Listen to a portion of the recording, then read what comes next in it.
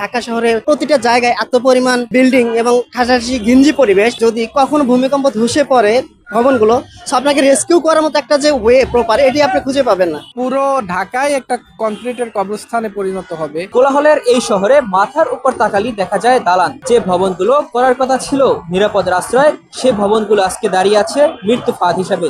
রাজধানী ঢাকা যেন এক কংক্রিটের কবরস্থান।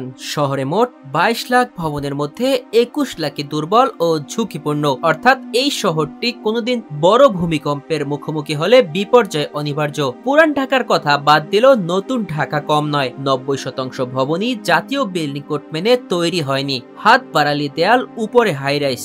শহরে সেফটি জোন নেই, খোলা জায়গা নেই, পালানোর রাস্তা নেই। রাজুকের রিপোর্টে বলা হয়েছে 74% ভবন নকশা বহির্ভূত, অনুমোদন ছাড়া তৈরি। নকশার বাইরে বাড়তি তলা, ঠিকমতো রড ও সিমেন্ট ব্যবহার করা হয়নি এমন ভবন শহর জুড়ে।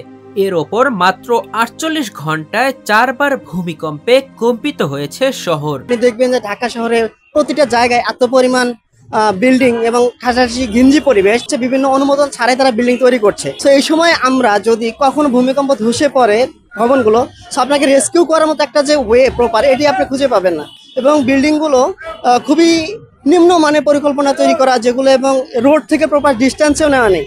সো আপনি যদি ভূমিকম্প থেকে বাঁচতে ফাঁকা জায়গায় চলে আসেন, আলটিমেটলি আপনি বিপদ আপনা থাকছেনই। প্রপার রেগুলেশন মেনে যেন বিল্ডার্স গুলো তাদের বিল্ডিং নির্মাণ করে, এরকম একটা নীতি নির্ধারণের মধ্যে আনা দরকার। এবং আমরা সবাই যেন শুধুমাত্র গায়ের জোরে বা টাকার জোরে আমাদের কাজগুলো স্বার্থ হাসিল না করে, বরং এগুলো নিয়ম মেনে যেন এগুলো কমপ্লিট করতে পারি, এই ব্যাপারটা নিশ্চিত করতে হবে। কোনো বিল্ডিং এ যেন আস্তর ছাড়া না থাকে, কোনো প্রতিটা বিল্ডিং যেন আস্তর মানে মেরামত কাজটা যেন সুন্দরভাবে করে, বিল্ডিং যেন আধা কাজ করে যেন কেউ না রাখে। বাউন্ডারি ওয়াল, দেওয়াল ভাঙিয়ে লোক ওই দেওয়ালটা যদি ওরা সুন্দরভাবে যদি মেরামত করা থাকতো, ওই দেওয়ালটা দোনো পাশে আস্তর করা থাকতো, দোনো পাশে যদি সুন্দরভাবে আটকে না থাকতো, তার করতো না। বিশেষজ্ঞরা সরাসরি সতর্ক করে বলছেন, ঢাকা একটি বড় ভূমিকম্পের মুখোমুখি হলে এটি মৃত্যু ফাঁদে পরিণত হবে।